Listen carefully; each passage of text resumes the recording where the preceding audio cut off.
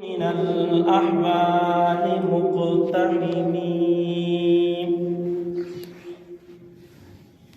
سامعین دی قدر،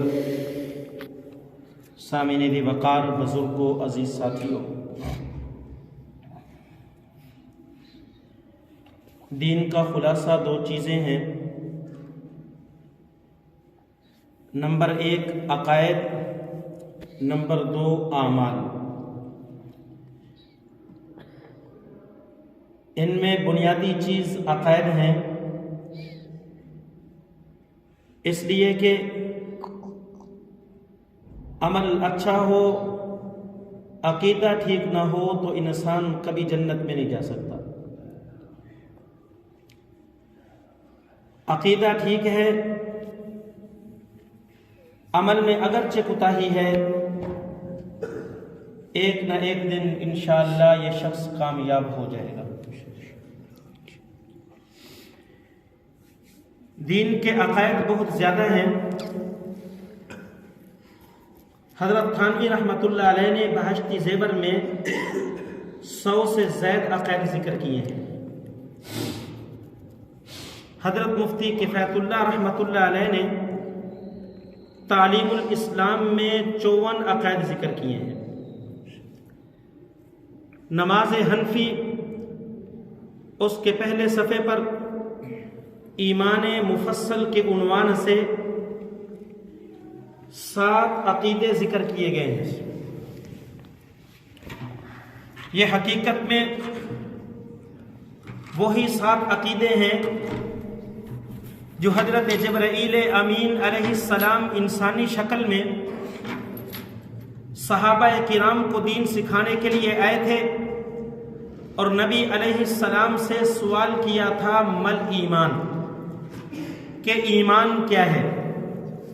نبی علیہ السلام نے فرمایا جو شخص 7 چیزوں کا یقین رکھ لے وہ بندہ مومن ہے، اور انہی 7 چیزوں کو ایمان کہا جاتا ہے. علماء نے ان 7 چیزوں کو ایمان مفصل میں ذکر کر دیا ہے. آمنت باللہ، اللہ پر ایمان لے کر آنا، وملائکتہ، اللہ کے فرشتوں کو ماننا، وکتبہ، ساری آسمانی کتابوں کو برحق سمجھنا، ورسولہ، سارے انبیاء کو برحق ماننا، والیوم الآخر، یہ عقیدہ رکھنا کہ اس دنیا کا ایک آخری دن آنا ہے، یہ دنیا ختم ہو جائے گی، والقدر خیرہ وشرہ من اللہ تعالی، یہ عقیدہ رکھنا کہ اچھی اور بری تقدیر اللہ کی طرف سے ہوتی ہے. نمبر 7 والبعث بعد الموت، مرنے کے بعد دوبارہ اٹھ کر اللہ کے حضور کھڑے ہونا ہے. ان 7 عقیدوں میں بھی بنیادی عقیدے 3 ہیں. نمبر 1 عقیدہ توحید، نمبر 2 عقیدہ رسالت، نمبر 3 عقیدہ آخرت. ان میں بھی بنیادی حیثیت 2 عقیدوں کو حاصل ہے. ایک عقیدہ توحید جس کا ذکر کلمہ کے پہلے جز میں ہے، لا الہ الا اللہ، کہ اللہ کے علاوہ کوئی معبود نہیں. اور دوسرا عقیدہ رسالت محمدی جس کا ذکر کلمہ کے دوسرے جز محمد الرسول اللہ میں ہے. میرے بھائیوں، عقیدہ رسالت 2 طرح کے ہیں. ایک ہے مطلق عقیدہ رسالت. مطلق عقیدہ رسالت کا مطلب یہ ہے کہ حضرت آدم علیہ السلام سے لے کر نبی علیہ السلام تک جتنے انبیاء اور رسول آئے ہیں وہ اپنے اپنے وقت میں برحق تھے. اپنے اپنے وقت میں جن لوگوں نے ان کی اتباع کی ہے وہ سارے کے سارے کامیاب اور کامران ہیں. اور ایک ہے عقیدہ رسالت محمدی. عقیدہ رسالت محمدی کا مطلب یہ ہے کہ نبی علیہ السلام کو رسول بھی ماننا ہے، صرف رسول نہیں بلکہ خاتم النبیین ماننا ہے. خاتم النبیین کا مطلب یہ ہوتا ہے کہ اللہ رب العزت کی ذات نے نبوت کا سلسلہ حضرت آدم علیہ السلام سے شروع کیا. نبی علیہ السلام پر یہ نبوت کا سلسلہ بالکل ختم ہو چکا ہے. نبی علیہ السلام کے بعد اب کسی قسم کا کوئی نبی نہیں آ سکتا. خواہ وہ تشریعی ہو یا غیر تشریعی ہو، ذلی ہو یا بروزی ہو، کسی قسم کا کوئی نبی نہیں آ سکتا۔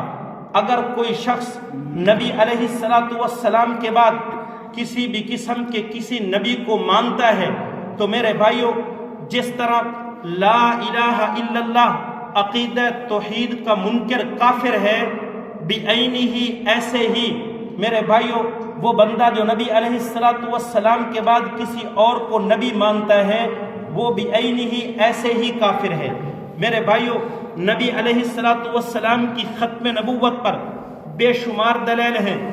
100 آیات ایسی ہیں جو نبی علیہ السلام کی ختم نبوت کو بیان کرتی ہیں، اور 200 احادیث مبارکہ ایسی ہیں جو نبی علیہ السلام کی ختم نبوت کو بیان کرتی ہیں۔ حضرت مولانا مفتی اعظم پاکستان مفتی محمد شفیع صاحب رحمہ اللہ تعالی نے اپنی کتاب ختم نبوت کے اندر یہ ساری کی ساری آیات اور یہ ساری کی ساری احادیث مبارکہ جمع کر دی ہیں۔ صرف میں آپ کے سامنے قرآن کی ایک آیت پیش کروں گا اور ایک حدیث پیش کروں گا، اس کے بعد بات کو آگے لے کر چلوں گا۔ میرے بھائیوں، ہم قرآن کریم کھولتے ہیں، قرآن کریم کا پہلا صفحہ سورۃ فاتحہ ہے، دوسرا صفحہ سورۃ بقرہ شروع ہو رہی ہے۔ سورۃ بقرہ کے شروع میں اللہ رب العزت کی ذات نے متقین کی 5 صفات بیان کی ہیں۔